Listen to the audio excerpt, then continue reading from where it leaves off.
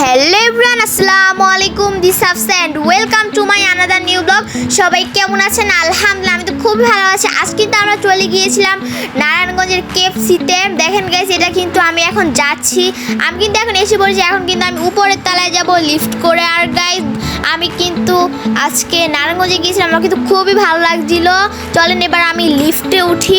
Guys, লিফটে উঠেও কিন্তু আমার খুবই ভালো লাগছিল। এখানে কিন্তু গাইস কেএফসির একটা ভোটও ছিল। আর চলেন এবার আমরা উপরের তলায় যাই। এই তো দেখেন, এখান দিয়ে আমি উপরের তলায় যাচ্ছি। এটাই কিন্তু গাইস কেএফসির যেমন ঢোকার গেট। আর গাইস, এখন কিন্তু আমি কেএফসির ভিতরে ঢুকে গিয়েছি। এখানে হলাম সব ধরনের অফার ছিল।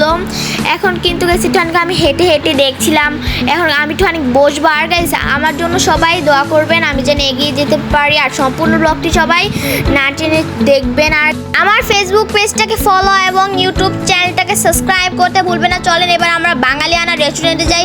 এটাই কিন্তু গাইস বাঙালিয়ানা রেস্টুরেন্ট। আমরা কিন্তু এখানে রাতের খাবার নেওয়ার জন্য এসেছিলাম। এখানে আসার উদ্দেশ্যই হলাম আমার নানু কিন্তু অসুস্থ, তাই জন্য কিন্তু আমরা এখানে এসেছিলাম। আমার নানু যেন তাড়াতাড়ি করে সুস্থ হয়ে যায়, তাই জন্য কিন্তু সবাই বেশি বেশি করে দোয়া করবেন। এখন কিন্তু আমি ভিতরের দিকে যাচ্ছি। গাইস দেখেন ভিতরের দিকটা কত সুন্দর। এরপর আমি ঠানে গিয়ে বসলাম, ঠানে কতক্ষণ বসেছিলাম। তারপর এখানে চার সাইডটা আমি ঘুরে ঘুরে দেখছিলাম। খুবই কিন্তু ভালো ছিল এখানকার স্পেসটা। এখানকার স্পেস কোনটা ভালো লেগেছে আমার জানেন? বাচ্চাদের খেলার জায়গাটা। এই জায়গাটা কিন্তু আমার কাছে অনেক বেশি ভালো লেগেছিল। দেখেন গাইস কত সুন্দর করে সাজানো হয়েছিল। আর গাইস, আজকের মতন এই পর্যন্তই। Thanks for watching. আল্লাহ হাফেজ।